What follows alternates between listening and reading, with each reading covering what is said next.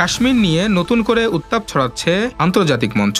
যুক্তরাষ্ট্রের president Donald Trump Kashmir সমস্যার সমাধানে সরাসরি হস্তক্ষেপের ইঙ্গিত দিয়েছেন। রোববার সকালে ট্রুথ সোশ্যালে ট্রাম্প লেখেন, আমি গর্বিত যে যুক্তরাষ্ট্র এই ঐতিহাসিক সিদ্ধান্তে সহায়তা করেছে। ভারত ও পাকিস্তানের শক্তিশালী নেতৃত্ব যুদ্ধবিরতির ঘোষণার মাধ্যমে লাখো প্রাণ রক্ষা করেছে।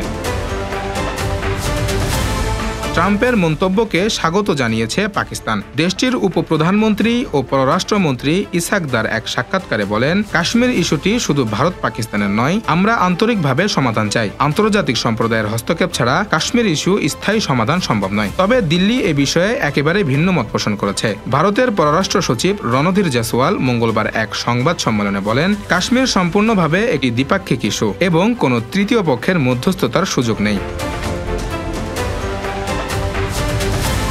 এদিকে মার্কিন প্রেসিডেন্ট ডোনাল্ড ট্রাম্পের যুদ্ধবিরতির ঘোষণা অনেক ভারতীয়র চোখে এসেছে মার্কিন চাপে মোদী সরকারের পিছু হটার নিদর্শন হিসেবে। আর ট্রাম্পের মধ্যস্থতার প্রস্তাব ভারতের বহুদিনের নীতি তৃতীয় পক্ষের হস্তক্ষেপ নয়, তার অবক্ষয় বলে ধরা হচ্ছে। তাছাড়া কাশ্মীরের 93% মানুষ মুসলমান এবং তারা ভারতের সঙ্গে থাকতে চায় না বলে জানিয়েছেন পাকিস্তানের সাবেক পররাষ্ট্র সচিব আয়েজ আহমেদ চৌধুরী। জিও পাকিস্তানকে দেয়া এক সাক্ষাৎকারে তিনি বলেন, 1947 সালে ভারত ষড়যন্ত্র করে কাশ্মীর দখল করলে কাশ্মীরিরা এখনো তা মেনে নেয়নি, আর সে থেকে শুরু হয় দীর্ঘ ও রক্তক্ষয়ী দ্বন্দ্ব।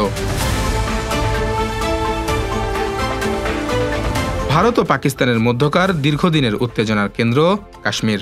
আর এই ইস্যুতে কোনো তৃতীয় পক্ষের মধ্যস্থতা আদৌ সম্ভব কিনা তা নিয়ে নতুন করে বিতর্ক শুরু হয়েছে। আন্তর্জাতিক অঙ্গনে প্রশ্ন, ট্রাম্পের প্রস্তাব কি দক্ষিণ এশিয়ায় স্থায়ী শান্তির পথ দেখাবে নাকি আরও জটিল করে তুলবে সমীকরণ?